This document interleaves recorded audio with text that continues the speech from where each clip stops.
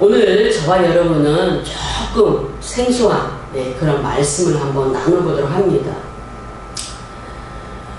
기도 응답을 원하고 축복을 원하고 삶이 좀 회복되고 잘 되기를 원하는 사람, 우리 성도님들은 하나님 저에게 갈급한 말씀을 주시옵소서.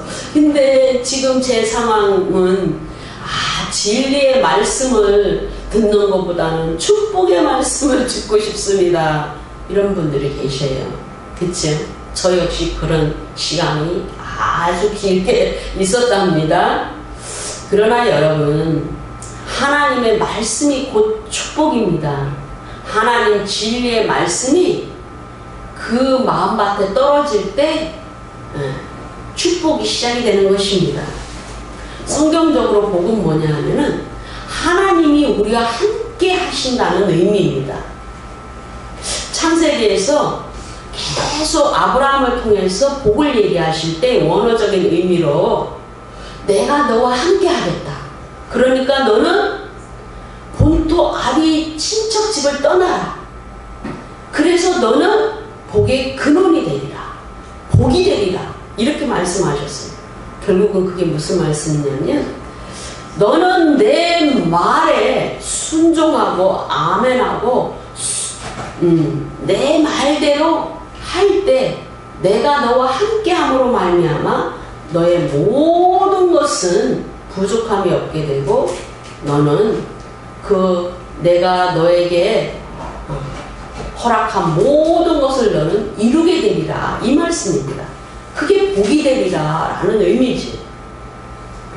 그런데 오늘 저와 여러분이 나누는 이 초막절에 관한 말씀인데요. 초막절의 의미는 주님께서 이스라엘 백성에게 봄절기, 여름절기, 가을절기, 유대교 안에서는 3대 절기가 있어요. 그러니까 그것을 명절로 지내요. 우리나라 설을 지내고 추석을 지내고 그러는 것처럼 그 절기를 따라 명절을 지내요. 그래서 봄절기가 있고 여름절기가 있고 가을절기가 있는데 이 초막절은 가을절기에 속해 있어요. 그래서 유대인들 이제 달력으로는 7월 1일 날 나팔절이죠. 그러면 7월 10일 날이 대속죄일이에요. 그리고 7월 15일이 초막절 또는 장막절이라고 부르는 절기입니다. 그래서 나팔절, 대속죄일 그리고 연이어서 있는 장막절까지를 가을절기라고 얘기를 해요. 그런데 이 초막절은 가을절기의 맨 마지막 절기죠. 그런데 이 초막절에 지금도 유대인들은 아파트 같으면 베란다, 그리고 일반 주택 같으면 그 마당 한 켠에, 그것도 없으면 조금 떨어진 시골 이런 데 가서 초막을 지을 수 있는 공간에 초막을 지어서 그 절기를 지키고 있습니다. 명령이니까요. 유대교 안에서도 그렇습니다. 근데 이것은 최근에 들어 생긴 절기가 아니고 구약 시대 때부터 그들이 하나님의 말씀으로 주신 그 절기이기 때문에 순종으로 지키는 겁니다. 그럼에도 불구하고 이 초막절의 의미는 이미 에덴에서부터 시작을 했다는 거예요. 왜요? 하나님께서 지구촌을 창조하시고, 물론 지구촌만 창조하신 건 아니고 우주 만물을 창조하신 그 창조의 역사 가운데 이제 지구를 창조하셔서 땅을 창조하셨죠. 그곳에 특별한 구역 에덴이라는 곳에 인간을 창조하셔서 두셨는데 그 의미는 뭐냐? 하늘에 계시는 저 하나님이 그곳에 임하시고 운행하셔서 당신이 창조하신 가족과 같은 그 자녀와 같은 백성과 같은 그 인간과 함께 하신다는 의미가 이미도 들어있는 겁니다. 함께 하신다는 거예요. 그래서 날마다 순간마다 당신이 창조하신 그 아담과 하와를 찾아오셨어요. 그래서 뭡니까? 창세기에 보면 아담아 내가 어디 있느냐. 하나님의 음성이 처음 기록된 말씀이에요. 아담아 네가 어디 있느냐. 아담을 찾아오신 겁니다. 아담이 궁금하고 아담과 함께 지내시려고 그 에덴의 동산에 찾아오신 거예요. 아담아 내가 어디 있느냐. 예. 그래서 이 초막절은 결국은 하나님과 함께 한다는, 그러니까 하나님께서 유대의 절기로 지낼 때는 그 광야에서 마치 그 초막을 짓고 사는 것처럼 굉장히 어렵고 힘들고 공고한 가운데 그 삶이었지만, 광야의 삶이었지만, 그럼에도 불구하고 하나님이 돌보시고 먹이시고 입히셨다. 하나님의 은혜를 기억하는 그 절기죠. 그럼에도 불구하고 그 의미는 이미 아담과 하와와 함께 하던 에덴의 동산에서부터 있었다라는 거죠. 왜냐하면 오늘 스가랴 14장에 보면은 14장 1절에서부터 보면 지금 여호와의 날, 그날, 그때에 이렇게 말씀이 쭉 시작돼요. 근데 이 상황을 보면은 마지막 때입니다. 마지막 때. 예. 그러니까 7년 환란의 마지막 기점인 거예요. 그래서 세계 열방이 예루살렘으로 막 쳐들어오는 겁니다. 네. 오늘 스가랴 14장 2절에 보면은 세계 열국이, 이방 나라들이, 열방의 나라들이 예루살렘과 싸우려고 막 쳐들어오는 겁니다. 이때 누가 이스라엘을 구원하시냐면 하늘로부터 임하신 예수 그리스도, 부활의 주님이 이 예루살렘을 구하십니다. 어떻게 구하십니까? 하나님은 무소부재하시고 하나님은 전지전능하시기 때문에 오늘 이 본문에 3절과 4절을 보면은요, 전쟁이 일어났어요. 예, 이것을 성경은 계시록에 보면은 아마겟돈 전쟁이라고 해요. 계시록에 보면은 계시록 9장 14절에는 유브라데에서 일어나는 전쟁이 한 번 있고 아마겟돈 전쟁이 또 한 번 있어요. 계시록에 두 번의 전쟁이 있는데요. 오늘 스가랴 14장에 있는 이 예루살렘에서 벌어지는 전쟁은 아마겟돈 전쟁입니다. 그런데 물론 그 기점은 이 계시록 9장에서부터 시작한 그 전쟁이 되겠지요. 그런데 주님께서 이 예루살렘에 있는 이 전쟁을 중식시키기 위하여 이스라엘을 구원하기 위해서 세계의 평화와 이제 천년왕국을 통하여 하나님이 직접 통치하기 위하여 오시는데 올라가신 그 모습대로 감람산에서 주님이 부활 승천하셨죠. 부활체로 승천하셨죠. 구름을 타고 승천하셨죠. 제자들이 봤어요. 500여 명이 넘는 그 제자들이 봤다라고 사도행전에도 기록하고 있습니다. 근데 그곳에 주님이 발을 내디뎌서 임하실 때 예루살렘에 큰 지진이 일어나서 감람산 한가운데가 4절에 보시면 감람산 한가운데가 쫙 갈라집니다.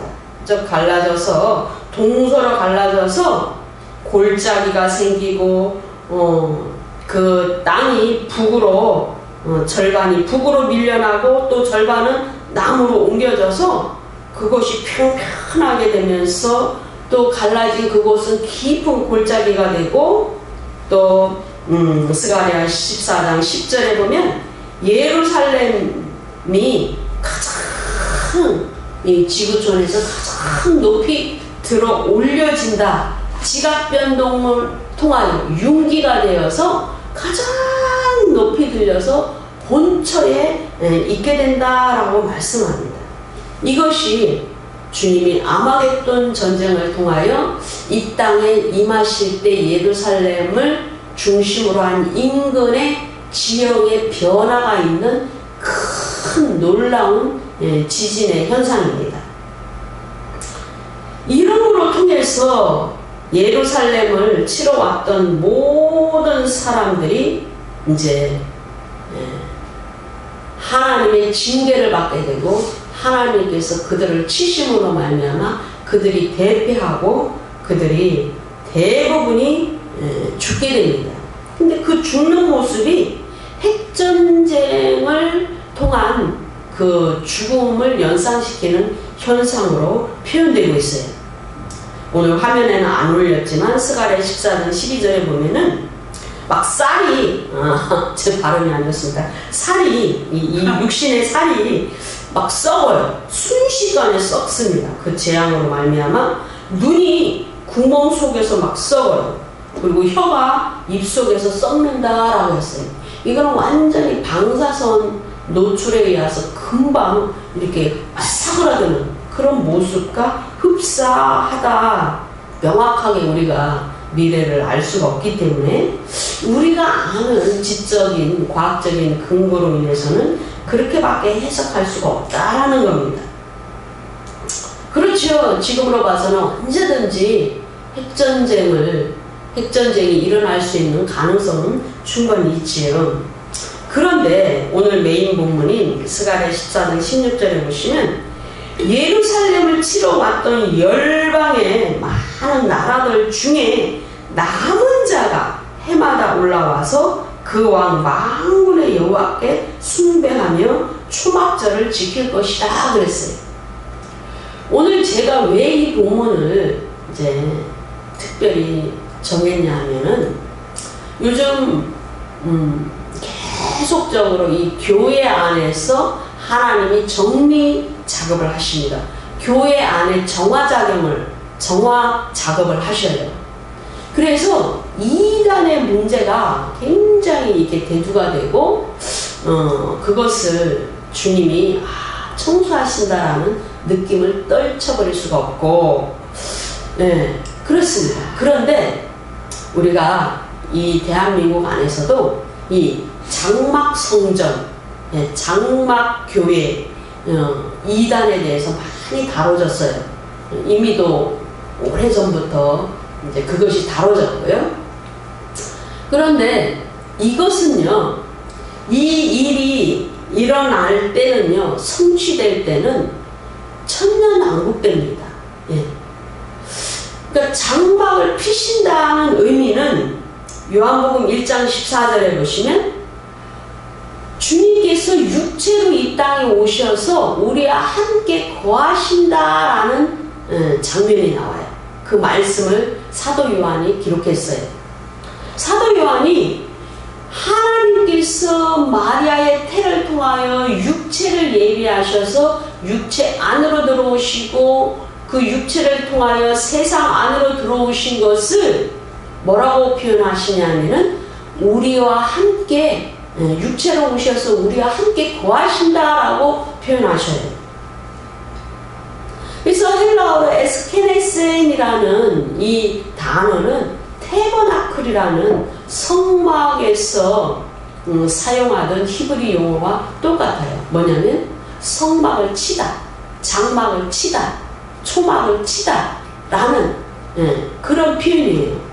그러니까 거하시는 것이 결국은 하나님이 육신을 입고 육신으로 우리와 함께 거하신다라는 거예요. 그것이 장막을 친다라는 겁니다. 그러니까 성령 시대에는 우리가 무엇을 기도해야 되냐면 주님의 임재를 위해서 기도해야 되는 거죠. 지금은 우리 교회가 장막교회야, 장막선전이야, 이런 표현은 조금 시대가 안 맞는 거죠. 초점이 안 맞는 거죠. 하나님이 경륜에 있어서 초점이 안 맞아서 이단으로 규정을 하고 있는 거죠. 지금은 우리가 하나님 함께하여 주시옵소서. 그렇죠? 예. 그래서 가장 큰 신앙인이 가장 큰 행복과 바라는 최고의 기도 제목은 뭐냐면 하나님이 우리 함께 하신다는 거예요. 하나님 함께하여 주옵소서. 이 일을 함께하여 주옵소서. 우리 사업장과 함께하여 주옵소서. 우리 가정과 함께하여 주옵소서. 함께하시는 성령으로 함께하시는 거, 말씀으로 함께하시는 거, 그렇죠? 예, 그것이 가장 큰 복이라는 거예요. 하나님께서 함께 하신다는 그것이 너무나 좋기에 그걸 사모하는 마음은 굉장히 중요한 거죠. 그럼에도 불구하고 그 하나님이 행하시는 카이로스의 때는 아니라는 거죠. 그 표현이 지금 성령 시대와는 맞지 않는다라는 겁니다. 그래서 이 하나님께서 다시 천년왕국 때는 초막절을 지키는데 그 초막절을 지키게 되는 이유가 뭐냐면은 주님이 다시 이 땅에 오시는 재림을 기념하고 축하하고 감사하는 의미로 그 초막절을 지키게 된다라는 거예요. 그 당시 전쟁에서 예루살렘을 치러왔던 많은 사람들 중에서 살아남은 자들도 만군의 여호와께 경배하면서 초막절을 지키게 될 거다라고 말씀하고 있습니다. 그러니까 우리가 절기를 보면은 요한복음에 보면은 4번의 그 유월절이 나와요. 예, 4번의 유월절이. 그런데 예수 그리스도께서는 마지막 4번째 그 여호와의 절기 유월절에 그 하나님의 어린 양으로 십자가에 달리셨어요. 그래서 육체로 오신 거죠. 하나님의 어린 양으로 대속 제물로 우리가 구약에 보면 양을 제물로 드렸잖아요. 근데 인류의 죄를 위해서 제물이 되신 그 예수 그리스도가 그 유월절에 드려진 하나님의 어린 양이었다는 거죠. 제물이었다는 거죠. 제물이 되셨다라는 거죠. 그런데도 아이러니하게도 뭐예요?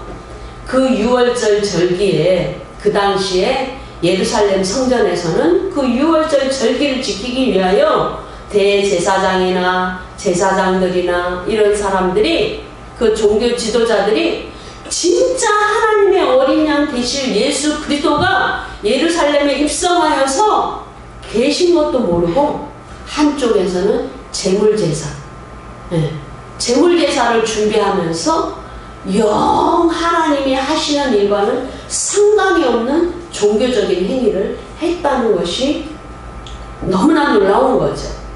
그들은 눈이 가려워져서 하나님이 하시는 일을 보지 못했다라는 겁니다. 지금 지구촌에서도 마찬가지예요. 지금 교회의 마지막 시대가 됐다. 교회 시대의 마지막의 마지막이다. 말세 지말이다. 말세 지말이면 말세 지말에 맞는 하나님이 행하시는 일이 있어요. 하나님의 구원 사역이 있습니다. 그런데 그 하나님이 뭘 하시는가 에 초점을 맞추지 않고 그곳에 눈을 뜨고 눈이 열려서 보고 함께 동참하고 기도로 동참하고 물질로 동참하고 그것을 하는 것이 아니고 전혀 다른 그냥 종교 행위를 계속적으로 하고 있는 지금 교회의 실정과 똑같다는 거죠. 그래서 주님은 저와 여러분이 지금 하는 일은 뭐예요? 예, 주님이 죽으심을 우리의 죄를 위하여 죽으시고 피 흘리심을 감사하고 기념하는 뜻으로 우리는 뭡니까? 성만찬, 성만찬을 행하고 있죠. 그죠? 그런데 주님이 이 땅에 다시 오시면 부활체로 영광의 주로 다시 오시면 그 이후에는 오심을 기념한다는 거죠. 근데 주님이 언제 오시냐면 오늘 스가랴 14장에 보면은 초막절 때에 오신다는 거예요. 초막절 때에. 진짜로 주님이 이 땅에 아기 예수로 오실 때도 초막절쯤이었다라고 학자들이 얘기합니다. 그런데 우리는 탄신일을 성탄절이 12월 25일로 정해서 기념하고 있죠. 그것은 왜 그러냐 하면은요, 이방 신전에서, 이방 교회에서 계속적으로 여신이나 뭐 이상한 신들, 그 신전 축제가 그때쯤 있었어요. 12월 달에. 그래서 우리도 초대 기독교 때 우리도 우리의 하나님을 이때 기념하자 하고 한 날을 정한 것이 12월 25일입니다. 그때가 태양신 축제가 있던 날입니다.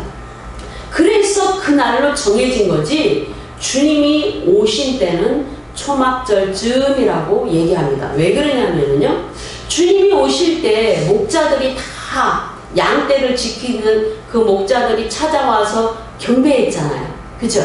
그럼 12월 달은 추워서 양들을 바깥에서 치지 않죠. 목자들이, 양치기들이 바깥에서 자지 않잖아요. 그쵸?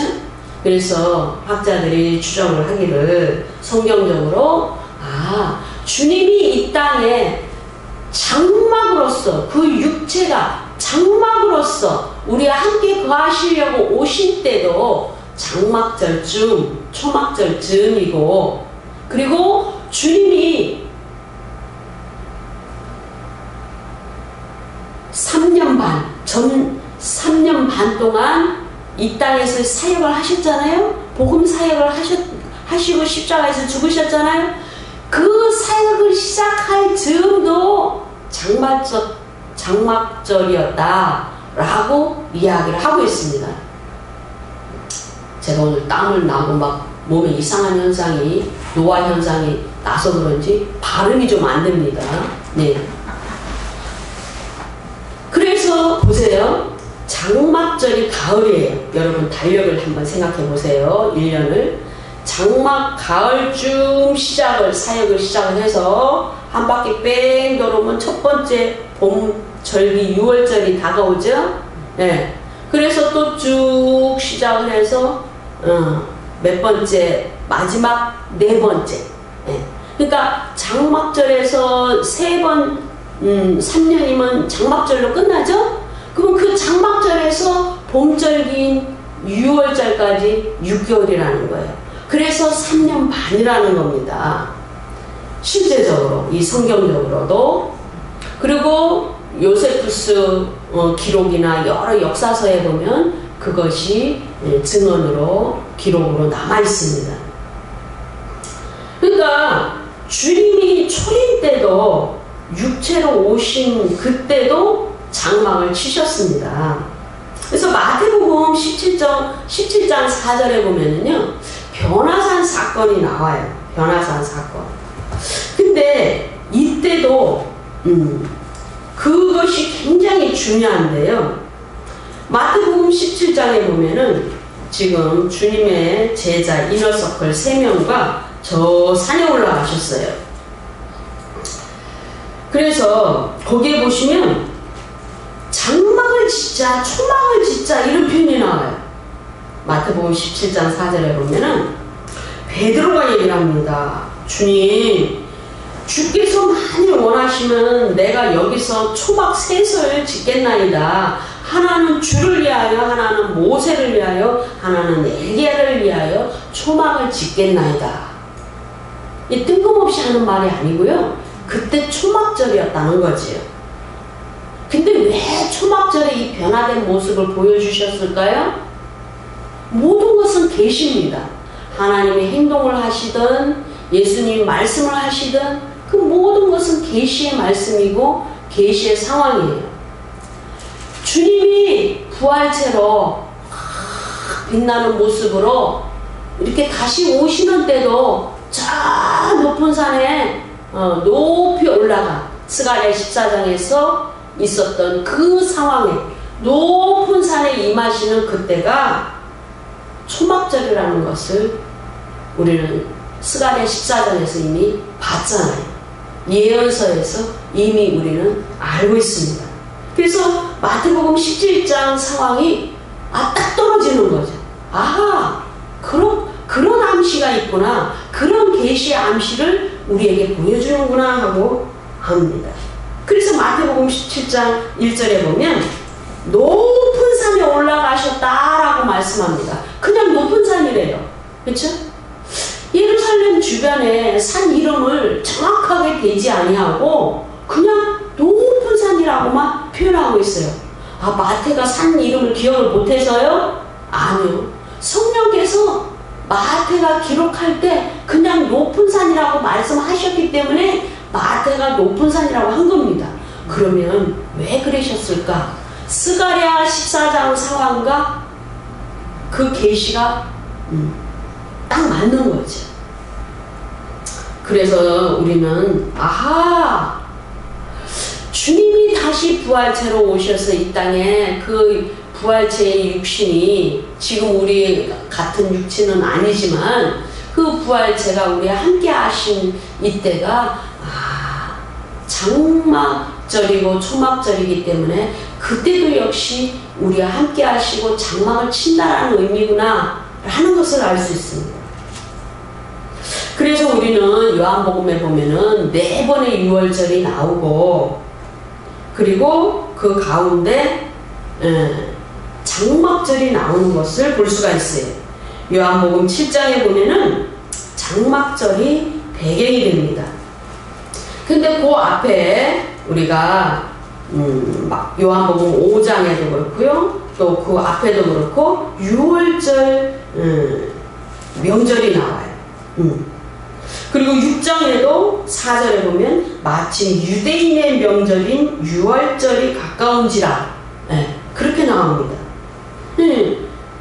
유대인의 명절이 아니죠. 여호와의 절기 6월절, 여호와의 명절 6월절이라고 표현해야 맞는 건데 의도가 있죠. 왜요? 유대인들은 하나님과 상관이 없이 그들의 종교적인 그 다음에 전통적인 6월절을 지냈다, 명절을 지냈다라고 해서 성령께서 그렇게 기록하셔서 우리에게 전달을 해주고 있는 거죠. 그래서 6월절이 이렇게 나오면서 드디어 요한복음 7장에서 2절에 보시면 유대인의 명절인 초막절에 가까운지라 그래요. 그러니까 6월절에서 계속 6월절을 얘기하시다가 또 다른 6월절을 얘기하시다가 이번에는 또 다른 6월절 사이에 있는 초막절을 얘기합니다. 그런데 이 초막절을 얘기하시면서 그 의미를 말씀합니다. 요한복음 7장 37절에 보면 명절 끝날 곧 큰 날에 그래요. 예. 그러니까 초막절을 레위기에서 보면은 뭡니까? 7월 15일이죠.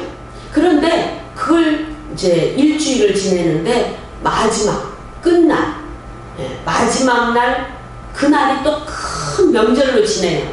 그렇죠? 축제 중에서 첫날이 축제고 또 끝날도 축제 큰 날이에요. 근데 그 큰 날에 주님이 마지막이죠. 진짜 마지막이죠. 1년에서 모든 그 절기의 맨 끝날이죠.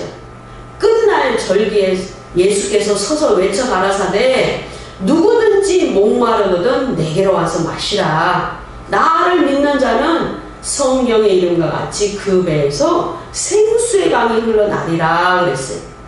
39절에 보시면 이는 그를 믿는 자에 받을 성령을 가리켜 말씀하신 것이라 라고 말씀합니다.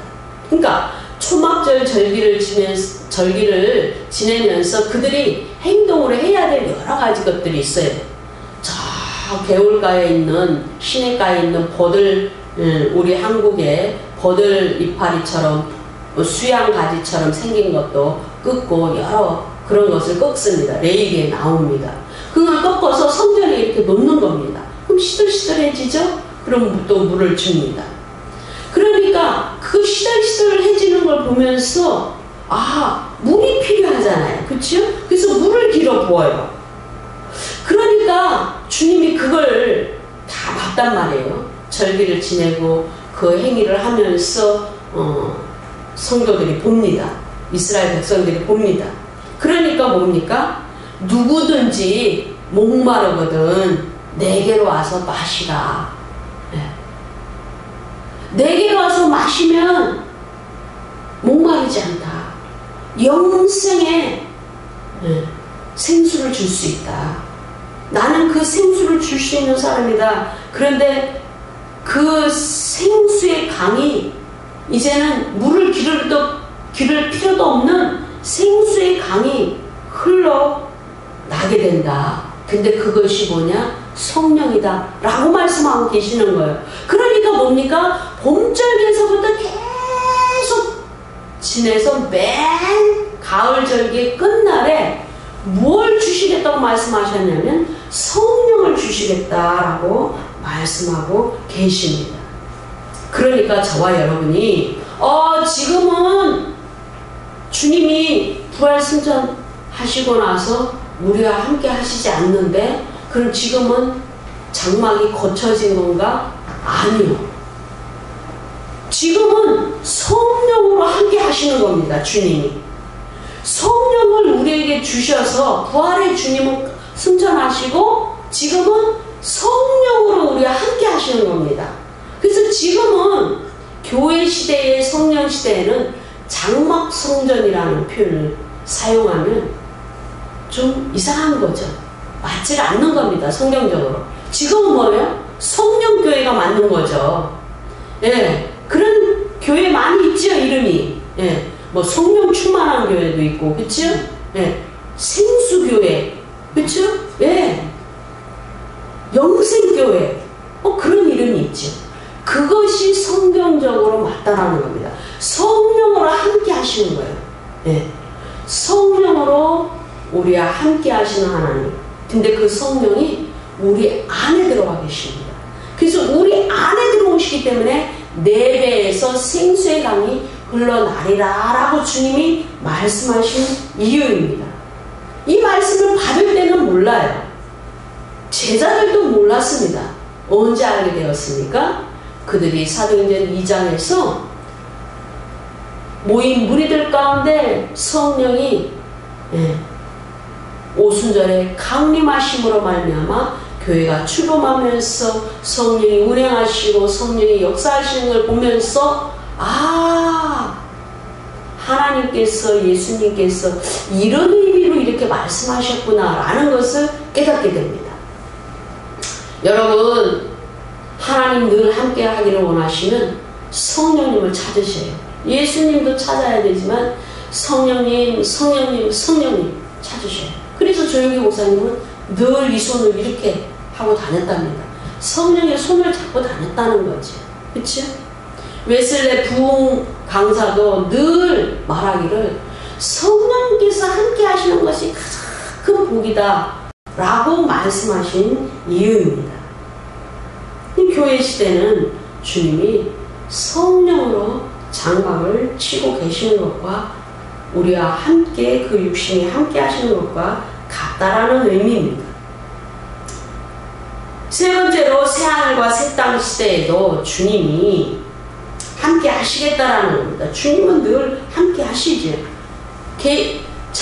창세기에서 주님이 계획하시고 시작하시고 선포하시고 하신 그 모든 일들이 계시록에서 성취되는 것을 볼 수가 있습니다. 그 원인이 결과로 나타나는 것을 계시록에서 볼 수가 있습니다. 계시록 21장에 보면은 이제 1절에 새하늘과 새 땅이 새 땅을 보니 그래.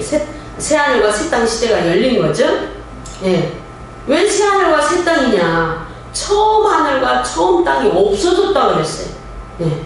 그러니까 땅이 완전히 지구가 없어졌다는 것이 아니고 그 형태가 전혀 다르게 변형이 됐다는 거죠. 지각 변동이나 뭐 뒤집어지고 엎어지고 이런 것이 변해됐다는 거죠. 그래서 결국은 뭡니까? 3절에 보세요. 3절. 우리 함께 다 같이 읽도록 합니다. 계시록 21장 3절에 내가 들으니 보호자에서 3절이에요. 3절. 예. 내가 들으니 예. 계시록 21장 3절이죠. 예. 내가 들으니 보호자에서 큰 음성이 나서 이르되 보라 하나님의 장막이 사람들과 함께 있음에 그랬잖아요. 그쵸? 여러분. 예. 여기 기록되어 있죠? 하나님의 장막이 사람들과 함께 있음에 어느 시대요? 새하늘과 새 땅 시대. 그러니까 주님은 에덴에서도 에덴의 동산에서도 함께 하려고 인간을 창조하셨어요.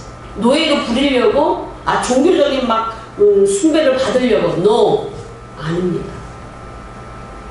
아버지와 아들 그 가족의 관계로 함께 하시려고 인간을 창조하신 겁니다. 근데 많은 시간이 지나고 교회 시대가 지나고 그죠? 천연왕국 때도 주님이 함께 하시고 또 뭐예요? 새하늘과 새 땅 때도 함께 하신다는 거예요. 그래서 주님이 하나님의 장막이 사람과 함께 있음에 그랬어요. 그러면 하나님의 장막이 구체적으로 계시록 21장에 어떻게 나타나는가 하니 2절에 보니까 뭐라고 써있냐면은 또 내가 보매 거룩한 성 새 예루살렘이 하나님께로부터 하늘에서 내려오니 그 예비한 것이 신부가 남편을 위하여 단장한 것 같더라 그랬어요. 신부가 남편을 위하여 단장한 것. 와, 그럼 아름답겠네요. 막 한껏 화장도 하고 막 옷도 예쁜 거 입고 머리도 좀 단정하게 하고 그런 것처럼 단정하겠네요. 그치? 예. 그러니까 우리가 보기엔 너무나 아름다운 새 예루살렘 성이 하나님께로부터 하늘에서 내려온다는 거예요. 근데 이때에 있는 그 땅이 새 예루살렘 성이 이 땅으로 내려오는데 어떻게 이제 연결이 되냐면 10절에 보세요. 10절 성령으로 나를 데리고 크고 높은 산. 예, 여기서도 또 크고 높은 산이래요. 예, 지형이 넓어졌으니까 지금 예루살렘은 굉장히 좀 작은 편이죠. 규모가. 근데 이 지형이 막 동서로 갈라지고 남북으로 밀려서 막 넓어지니까 어때요? 땅이 막 융기가 돼서 넓어졌으니까 그 예루살렘 성도 넓어지겠죠. 커지겠지요. 그러니까 뭡니까? 크고 높은 산으로 올라가 하나님께로부터 하늘에서 내려오는 거룩한 성 예루살렘을 보여주시는 거죠. 누구에게요? 사도 요한에게 지금 보여주시는 거죠. 그러니까 이 크기를 보면은 지금의 예루살렘 그 사이즈와는 비교도 안 될 정도로 큽니다. 예. 지금 막 정육면체의 이 주사위 모양이에요. 그 주사위처럼 생긴 정육면체가 그 12,000 스타디움, 그러니까 다시 말해서 한쪽 길이가 2,400km가 되는, 예, 보세요. 세로도 2,400km, 가로도 2,400km, 높이도 2,400km. 주사위 모양이니까 똑같지 않습니까? 그러면 2,400이면은요, 거의 뭡니까? 부산에 가는 거리잖아요. 그 정도의 크기가 되는 주사위 모양이 하늘부터 그 성이 내려온대요. 네. 그러면 지금 예루살렘과는 크기가 비교가 안 되겠죠. 그러니까 이건 정확하게 말할 수가 없는데 어마무시하게 큰 겁니다. 그런데 그것이 결국은 뭐라고 표현하냐면 하나님의 장막이 사람들과 함께 있으려고 그 하늘로부터 예루살렘 성이 내려온다는 거예요. 하늘에 있는 그 성이 땅으로 내려온다는 겁니다. 그래서 새하늘과 새 땅은 그 성이 우리와 함께, 사람들과 함께 있으려고 장막을 치는 모습으로 성경은 기술되고 있습니다. 그래서 우리는 하나님의 그 진리의 말씀을 잘 알아야 돼요.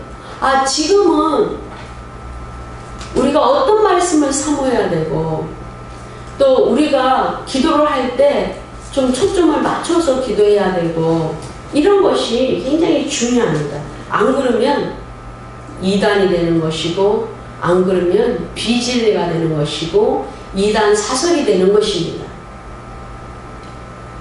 그래서 하나님은 늘 사람과 함께하길 원하셔요.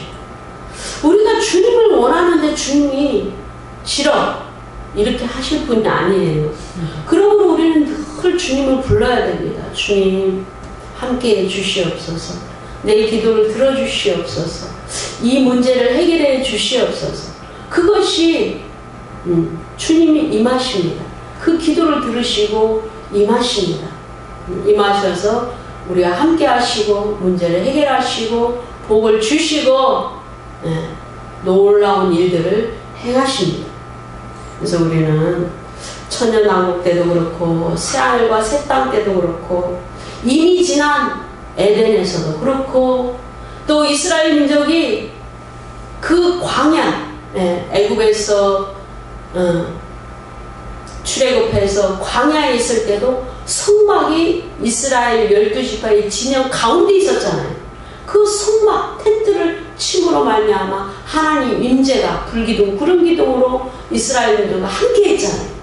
주님은 늘 함께 하십니다. 교회 시대에는 성령으로 주님이 함께 하시고, 육체로 이 땅에 오셨을 때는 뭐예요? 육체로 거하신 주님이 계시기 때문에 신랑이 있을 때는 슬퍼하지 말라. 금식할 필요가 없다. 신랑이 갔을 때는, 내가 없을 때 너희들은 금식해라. 그렇게 말씀하셨잖아요.